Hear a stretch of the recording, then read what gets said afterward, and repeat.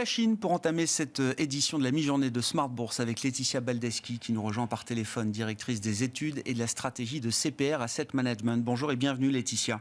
Merci beaucoup d'être avec nous. Alors la Chine qui est votre sujet de prédilection, je le dis comme ça Laetitia, en tout cas un sujet que vous suivez très précisément et quotidiennement pour CPR Asset Management. La question étant dans quel état économique notamment va-t-on retrouver la Chine maintenant que les vacances du Nouvel An sont passées, c'était il y a 15 jours, et que les Jeux Olympiques d'hiver de Pékin vont se terminer dans les prochains jours. Quelle sera la situation économique chinoise qu'on va redécouvrir après ces événements majeurs, Laetitia ? Eh bien, les premiers indicateurs nous laissent attendre finalement une situation d'affaiblissement de cette conjoncture chinoise. En tout cas, si on en croit les quelques chiffres glanés de ci, de là, puisque, je vous le rappelle, en début d'année, nous n'avons pas de statistiques d'activité réelle mensuelles sur le mois de janvier. C'est une habitude, puisqu'en raison des vacances, l'Office des statistiques chinois ne publie qu'une donnée cumulée pour la période janvier-février. Alors, quand on regarde les statistiques, on voit notamment que la consommation, certes, a progressé, la consommation de biens. Si on regarde les transactions financières donc publiées par la BDOC, on s'aperçoit que c'était quand même près de 15 milliards de renminbi dépensés, 16% de plus en gros qu'il y a un an. Mais c'est pas tant que ça quand on compare aux vacances, par exemple, de la fête nationale, les dernières, et où là, on avait atteint 20 milliards de renminbi dépensés. Donc, c'était beaucoup plus à l'époque. Donc, on voit bien que c'est un peu en deçà des attentes. On regarde les ventes automobiles, elles ont baissé. Sur un an, elles sont en baisse de 3,5%. Quand on regarde les dépenses de tourisme intérieur, c'est toujours traditionnellement cette période, une période de transhumance, je dirais, et de vacances. Donc, les Chinois bougent à l'intérieur du pays, puisqu'ils n'ont pas le droit de sortir pour le moment. Eh bien, ces dépenses de tourisme, elles sont en baisse sur un an de 3,9%. Donc, voilà, c'est moins bien que l'an dernier.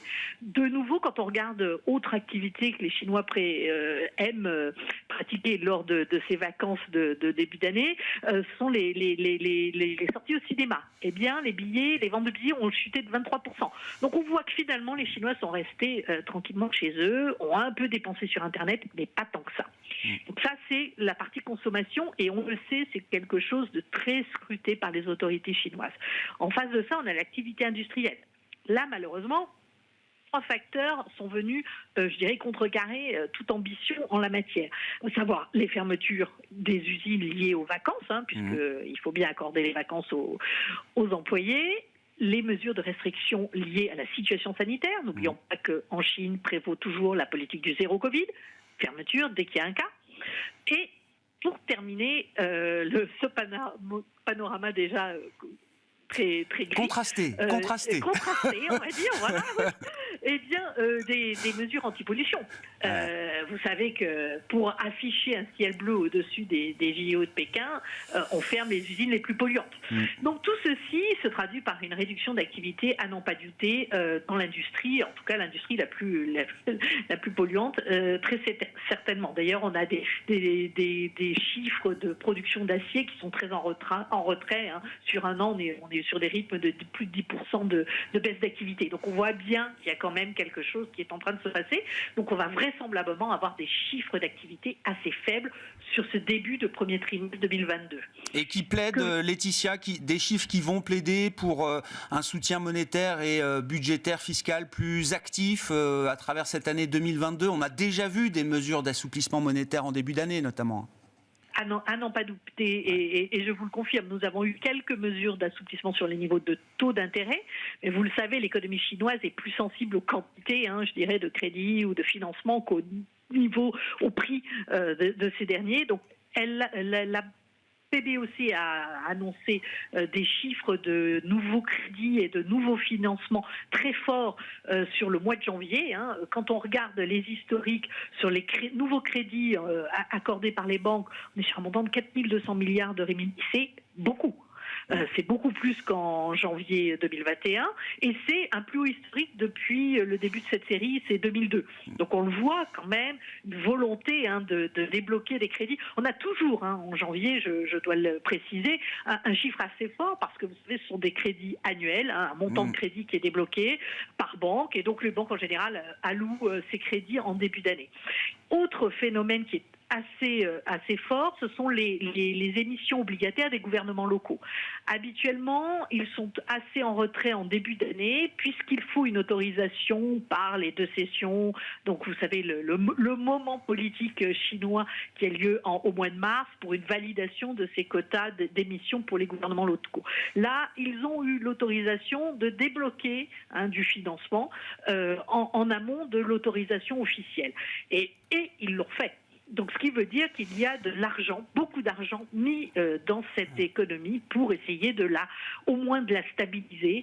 Et je pense que c'est ce que visent les autorités.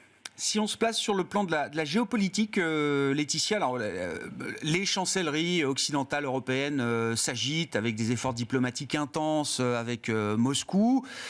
Il faut peut-être regarder également ce qu'en pense Pékin, sachant que les relations commerciales, financières entre la Russie et la Chine sont très importantes aujourd'hui. J'allais même dire, du point de vue de Moscou, ce sont peut-être des relations critiques, clés pour la suite.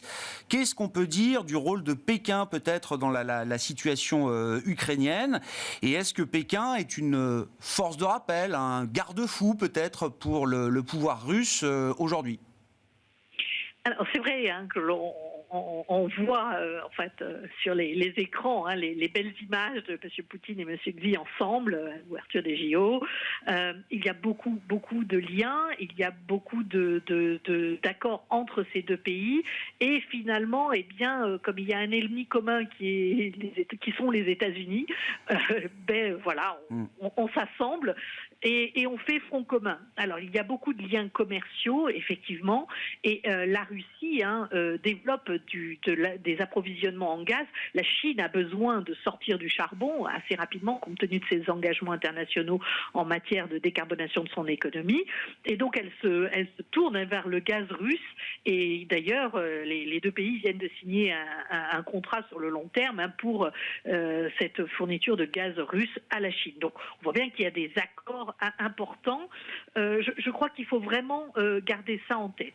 Ensuite, Xi regarde avec attention ce qui se passe sur ce conflit entre la Russie et les États-Unis, ne serait-ce que pour voir quel est le potentiel engagement des États-Unis en dehors de leur territoire, avec peut-être une vision sur Taïwan. Ne l'oublions pas, comment anticiper la réaction des États-Unis sur une potentielle invasion de Taïwan pour les Chinois. C'est aussi dans leur je dirais, réflexion. champ de vision. Oui, bien sûr, dans leur radar. Voilà. Dans leur radar. Maintenant, sur la problématique ukrainienne, je pense que les Chinois ne verraient pas d'un bon œil que la Russie envahisse l'Ukraine parce que c'est contraire à leur vision de la géopolitique et du respect des frontières. Ils sont très à cheval sur le fait que chacun gère la situation à l'intérieur de son pays et qu'en aucune façon on ne va envahir un pays adverse. Je dirais que pour Taïwan, la question ne se pose pas puisque les Chinois pensent que c'est une île chinoise. Donc évidemment, ils peuvent faire ce qu'ils veulent à Taïwan. Mais dans l'esprit chinois, l'Ukraine est un pays indépendant et donc la Russie ne doit pas interférer sur ce territoire-là. Donc je pense que c'est finalement une force de rappel pour la Russie parce que la Russie pourrait se passer de l'Occident, puisque depuis 2014, on a vu que les économies se sont quand même... l'économie russe s'est refermée, s'est détachée du monde occidental en réaction aux sanctions. Donc, elle est déjà un peu moins liée. Mais elle a besoin de la Chine. On a vu que d'ores et déjà, les autorités russes et chinoises ont travaillé à développer des modes de financement et d'interaction pour contrecarrer le SWIFT, l'organisation des transactions internationales financières. Donc il y a déjà une volonté d'indépendance. On a vu dans les réserves russes, les réserves de change, qu'il y a moins de dollars, moins d'euros et vraisemblablement plus de renminbi. Donc voilà, on est dans cette optique-là où on se détache un peu du monde occidental et on se rattache à la Chine. Donc il me semble que Moscou ne cherchera pas à se mettre à dos Pékin dans cette affaire-là. Merci beaucoup Laetitia, merci pour cet éclairage économique et géopolitique. Laetitia Badleski qui était avec nous par téléphone, directrice des études et de la stratégie de CPR Asset Management.